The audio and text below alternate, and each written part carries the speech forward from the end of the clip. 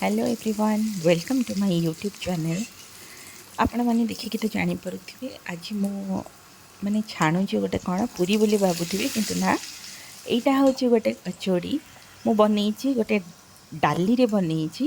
तो ये स्पेशल कचोड़ीटा मु आज शेयर करने को चाहूँगी। तेबे चलते स्टार्ट करवा। ठंडा को मो तंटीटा पूरा भी बसी जाइए तो फिर भी मु ट्राए करुँची कहवाई। प्रथमे मुझे किसी बुट डाली नहीं आगु बतुरी रखी तापर ताकू मु भल भाव धोईकी प्रेसर रे से किसी हलदी लुण पानी ऐड करके ताकू सिझेदबा। नेक्स्ट एठी आमे डो बनेबा। मु एठी 2 कप अटा नहीं आपण मैंने चाहिए गोटे कप अटा गोटे कप मैदा नहीं पारे।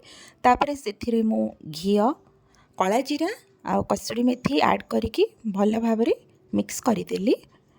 तापर अल्प अल्प पानी देकी ताकू मु चकटी देली। एबे चकटा होइतेबा अटा को आमे किछि समय पे घोड़े की रखिदबा। एपटे देखंतु बुट डाली सिझी गलानी। तो ताको आमे एबे मसला प्रिपेयर करिबा। कढ़ी रे तेल गरम हो गले से मु जीरा हेंगु अदा और लंका छेचा पकईकरी भल भाव टिके फ्राए करदेली। तापरे से स्वाद अनुसार लुण आउ चीनी टिके हल्का हलदी गुंड धनिया गुंड जीरा गुंड आउ 1 स्पून करी पाउडर पकईकी भल भाव मिक्स करदेली। तापरे से जो सिझा होइथिबा बुट डाली को ऐड करके भल भाव में गोलैदेली। या परे ताको आमे भल भाव चकटी दबा। आपण माने चाहिए ताको ग्राइंडिंग मध्य करि परिबे किंतु फाइन पेस्ट हबनी टिके माने खदड़ा खदड़ा रहिबो। ताको तापरे आमे गोटे प्लेट को बाहर कर दबा। नेक्स्ट एबे मटर तरकारी प्रिपेयर करिबा। तो मटर तरकारी को मु भल भाव आगु 4-5 घंटा आगु बतुरी दीची। एबे मु ताको प्रेशर रे सिझेइबी। सेथिरे मु आलू पकईची आलू सिझेई देबी मटर सहित। तापरे मु हलदी और लुण मध्य ऐड कर दीची। 2-3टा सीटी पर एबे आलू और मटर सिझी जाइए।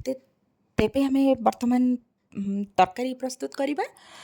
कढ़ई गरम हो गले से मु तेल ऐड कली। सोरिष तेल रे मु बनैया को जाउची। तेल गरम हो गले से जीरा हेंगु फुटण छोट कटा होइथिबा प्याज को भल भाव मिक्स करदेली। तापर अदा रसुण पेस्ट ऐड कली।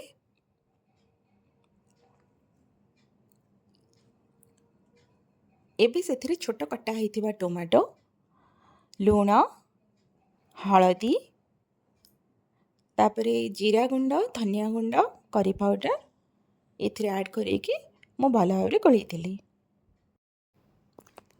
तरकारी रे भल कलर आनिया पई मुझे काश्मीरी लाल मिर्च ऐड करुची। तापर अल्प पानी देकी मसला को भल भाव कषिदेली। मसला टिके कषि गला पर से सिझा होइथिबा मटर को मु ऐड कली। ताको एबे भल भाव में मिक्स करदबा। एबे तरकारी रे जेतिकी ग्रेवी दरकार से हिसाब रे पानी ऐड करिवे। तापरे मु एथिरे कटा हेथिबे आलू को ऐड कली। अल्प पानी देली भल भाव मिक्स करके फुटिया पे छाड़ी देली। देखंतु तरकारी फुटी गला पर सेथिरे मु किछि कटा हेथिबा धनिया पत्र देली। एबे मु खीरी प्रस्तुत करिया को जाउची।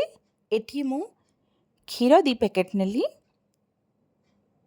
एपटे मु बासमती चावल को सिझेई देइची। खीरी जेहेतु शीघ्र होगापाइंका मु एथिरे बासमती चावल को सिझेई देइची। खीर फुटीगला पर से मु चीनी ऐड कली। खीर फुटीगला पर जो सिझा होइथिबा बासमती चावल ताकू मु सेथिरे भल भाव गोलैई देली। याकू आमे फुटिया पे छाड़ीदबा। खीरी टिके भल भाव फुटीगला पर सेथिरे वर्तमान मु गोटे कप मिल्कमेड देबी। मिल्कमेड देली से टेस्ट आउ टिके बढ़ी जाए। खीरीटा बहलिया मध्य होई थाए। तापरे मु सेथिरे किछि गुजराती गुंड आउ ड्राई फ्रूट्स देली जोटा कि काजू किशमिश आलमंड ताको मु भाजी देइथिली घी रे हल्का भाजी देइथिली। तापरे ताको मु खीरी रे ऐड कर देली। एबे आमे डाली कचौड़ी प्रस्तुत करवा। जेमती आमे पूरी पेंका गोल गोल बेलुचे सेमती बेलिबा। ता भितरे से जो डाली रो जो पुरटा सेटा को देइकरी बंद करिकरी जेमती कचौड़ी छाणंती सेमती छाणीबा। एठी मु छाणुची कचौड़ी। आउ एटा आमे नॉर्मल दिन रे भी बनैकी खाई परिबा किछि स्पेशल ओकेजन हेले मध्य ए भलिया बनैकी खाई परिबा। तो एटा बहुत ही टेस्ट लगी थाए कचौड़ीटा। देखो बर्तमान मोर रेडी हो जाइए राति पाई डिनर डाली कचौड़ी मटर तरकारी आउ खीरी। तो फ्रेंड्स जदि आपण मानक मोर ए रोसईटी भल लगी थाए तेबे please please like share and subscribe रहिली। जय जगन्नाथ।